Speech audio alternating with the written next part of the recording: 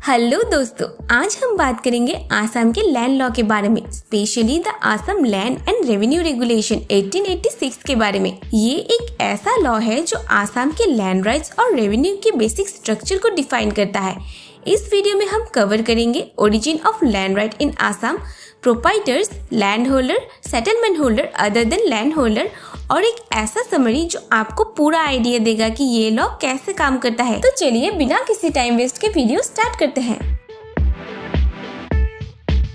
तो चलिए सबसे पहले बात करते हैं आसाम के लैंड राइट के ओरिजिन के बारे में। आसाम का लैंड सिस्टम पहले ट्रेडिशनल और ट्राइबल कस्टम पे बेस्ड था। ट्राइबल और इंडिजिनस कम्युनिटी के पास अपने एरिया का लैंड पर कस्टमरी राइट्स होते थे। ब्रिटिशर्स के आने के बाद 1830 से लैंड रेवेन्यू सिस्टम इंट्रोड्यूस हुआ, लेकिन प्रॉपर कॉडिफाइड लॉ 1886 में आया। Assam land and revenue regulation 1886 ने लैंड के ओनरशिप, टेनेंसी और रेवेन्यू कलेक्शन के लिए फॉर्मल फ्रेमवर्क सेट किया। इस लॉ के तहत लैंड राइट को दो कैटेगरी में डिवाइड किया गया। प्रोप्राइटरी राइट्स, जिनका लैंड पर कम्प्लीटली ओनरशिप था, और ऑक्यूपेंसी या टेनर राइट, जो लोग लैंड पर काम करते थे या रेंट पे करते थे, उनका राइट सिक्योर किया गया। और हाँ, यहाँ एक इम्पोर्टेंट टर्म याद रखिए, ऑक्यूपेंसी राइट। ये लोग परमानेंटली लैंड पर काम करते थे और इन्हें एक फिक्स रेंट देना पड़ता था। ब्रिटिशर्स ने ये सिस्टम बंगाल और पंजाब के पैटर्न से अडॉप्ट किया था। तो चलिए अब बात करते हैं प्रोप्राइटर के बारे में। प्रोप्राइटर का मतलब है लैंड का असली मालिक, जिसके पास लैंड के ऊपर फुल ओनरशिप होता है। उस लैंड का रेवेन्यू पे करना रिस्पॉन्सिबिलिटी होता है और वो अपनी मर्जी से लैंड ट्रांसफर और लीज कर सकता है। प्रोप्राइटर के लैंड पर रेवेन्यू डायरेक्टली गवर्नमेंट को जाता है। प्रोप्राइटर्स की identification Assam land and revenue record के बेसिस पर होता है। और हाँ, ब्रिटिशर्स ने इंश्योर किया कि प्रॉपर लैंड रिकॉर्ड मेंटेनेंस हो, ताकि प्रोप्राइटर और टेनेंट्स के राइट्स क्लियर। यहाँ एक पॉइंट नोट करना इम्पोर्टेंट है, अगर प्रोप्राइटर का लैंड अनऑक्युपाइड रहा या टेनेंट के द्वारा मिसयूज हुआ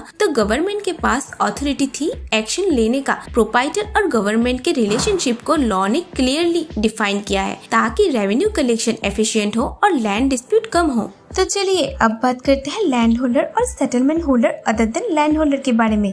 ये दोनों टर्म्स आसाम के लैंड एंड रेवेन्यू रेगुलेशन 1886 के इम्पोर्टेंट पार्ट्स है, पर इनका राइट्स और पोजीशन अलग अलग होता है। तो सबसे पहले बात करते हैं लैंड होल्डर की। लैंड होल्डर वो पर्सन होता है जो डायरेक्टली गवर्नमेंट के अंडर लैंड को होल्ड करता है और उसके बदले लैंड रेवेन्यू गवर्नमेंट को पे करता है। उन्हें लैंड पर पोजीशन और कल्टीवेशन का राइट्स मिलता है, लेकिन ओनरशिप उनके पास नहीं होती, क्योंकि रियल ओनर स्टेट गवर्नमेंट होता है। लैंड होल्डर अपने नाम पर पत्ता, सेटलमेंट सर्टिफिकेट ले सकता है और जब तक वो रेवेन्यू पे करता है उसके पास राइट सिक्योर रहता है। अब बात करते हैं settlement holder other than land holder की। अब ये कैटेगरी थोड़ा डिफरेंट है। ये वो लोग होते हैं जिनके पास लैंड का सेटलमेंट तो है, लेकिन डायरेक्टली गवर्नमेंट के अंडर नहीं, बल्कि लैंड होल्डर के थ्रू होता है। उनका रिलेशन गवर्नमेंट से नहीं, लैंड होल्डर से होता है। वो रेंट या लीज पेमेंट लैंड होल्डर को देते हैं, गवर्नमेंट को नहीं। इनका राइट टेम्पररी होता है और डिपेंड करता है उस एग्रीमेंट या लीज के टर्म पर। वो लैंड का यूज कर सकता है, जैसे फार्मिंग, प्लांटेशन या बिजनेस के लिए, लेकिन उनके पास ओनरशिप या परमानेंट पोजीशन का राइट्स नहीं होता। चलिए मैं आपको एक सिंपल वे में समझाती हूँ। Assam land and revenue regulation के अंडर लैंड होल्डर गवर्नमेंट के अंडर होता है, और जबकि settlement holder other than land holder किसी लैंड होल्डर के अंडर आता है। दोनों के पास ओनरशिप नहीं होती, सिर्फ यूज का राइट्स होता है, लेकिन लैंड होल्डर डायरेक्टली स्टेट से कनेक्ट करता है और सेटलमेंट होल्डर लैंड होल्डर से, मतलब इनडायरेक्टली। इसका मतलब Assam land and revenue regulation 1886 में आसाम के लैंड राइट्स और रेवेन्यू को सिस्टम को कॉडिफाई किया। लैंड राइट हिस्ट्रिकली ट्राइबल एंड आहम किंग्स के कस्टम पे बेस्ड था। ब्रिटिश ने इसे फॉर्मलाइज किया। रेवेन्यू कलेक्शन और लैंड डिस्प्यूट रिजोल्यूशन एफिशिएंट बनाने के लिए लॉ के अंडर रिकॉर्ड मेंटेन करना कंपलसरी है। तो दोस्तों, ये था Assam land and revenue regulation 1886 का कम्प्लीटली ओवरव्यू। ये वीडियो आपको समझाता है कि कैसे लैंड राइट क्लासिफाई होता है और कैसे रेवेन्यू सिस्टम काम करता है। अगर आपको सिर्फ लैंड राइट्स के बारे में जानना है तो नीचे दिए डिस्क्रिप्शन के लिंक को क्लिक कीजिए,